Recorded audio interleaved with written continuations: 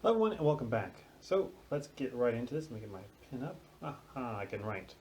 I can teach. So today we're going over curvilinear motion, the normal and tangential components.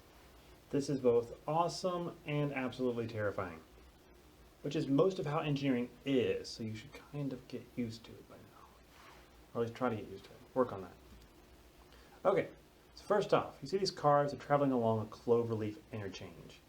And they experience an acceleration due to the change in velocity, as well as due to a change in direction of the velocity. Because, you have to slow down, hopefully. Going around this at 60 miles per hour, woo, my goodness. But the big thing is that their direction is also changing. So they slow down, that's an acceleration or a deceleration. But acceleration is also just velocity changing.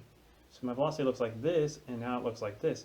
Even if those are the same size, same length, that is acceleration. Acceleration is what's changing it. So v, acceleration, sort of. That would be more technically called delta v, which is proportional to our acceleration. It's, however much time it took to do that.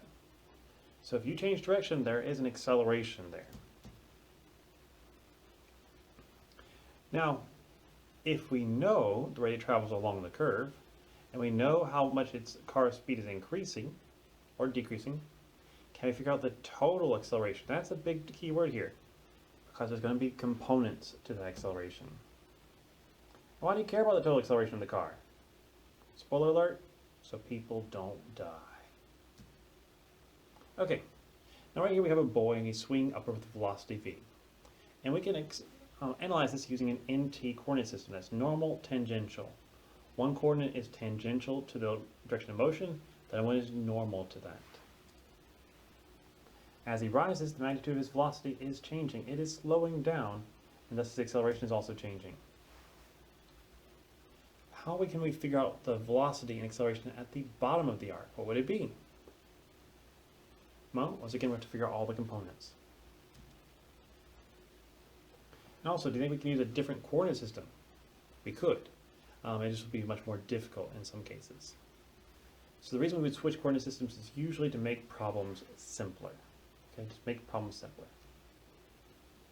Okay, one last little detail right here is a roller coaster traveling down a hill for which the path can be approximated by this function. Now it starts from rest and increases at a constant rate.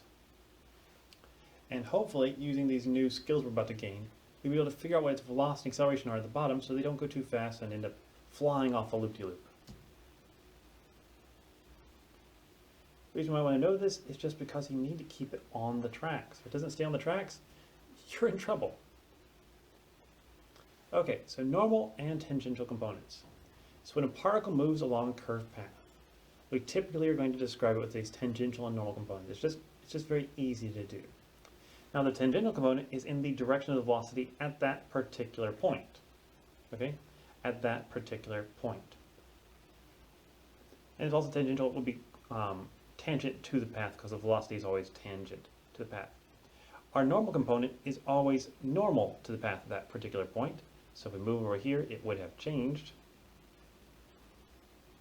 And it points off towards this mysterious point O, which is the origin. Now as a note, this mysterious point O is not the same for every single point. It is just, if you were imagining that this point right here is part of some circle, O would be the center of that circle, but every single one of these points would have a different center, unless we're going through a circle. Now in this case, the origin and the coordinate system move with the particle. That's not the same for our XYZ coordinate system. So they will change as we move along.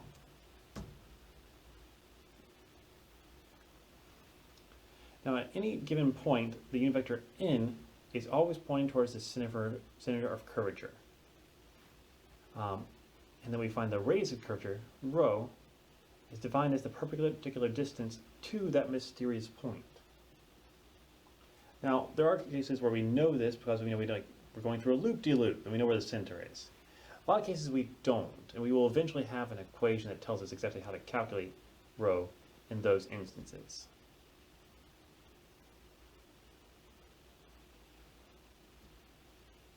Okay.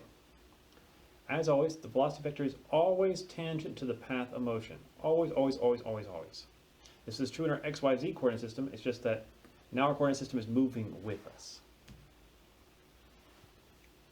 Therefore, the magnitude is determined by taking the time derivative of the path function. S is d. So if we know that, we can calculate the velocity, multiply the magnitude of the velocity by our tangential unit vector, then we get the vector form of the velocity. And that's where we're going to stop for today.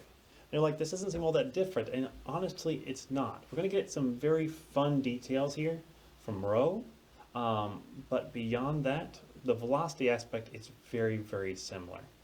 Just more or less, you can say, well, I had Vx and Vy. Well, now I have Vn and Vt, and there is never any normal velocity. So, boom, it's only tangential velocity. Well, the velocity gets a little bit simpler, acceleration gets a little bit more complicated in this system. So, next time we'll check that out. Well, I hope this helps you, and I'll see you all next time.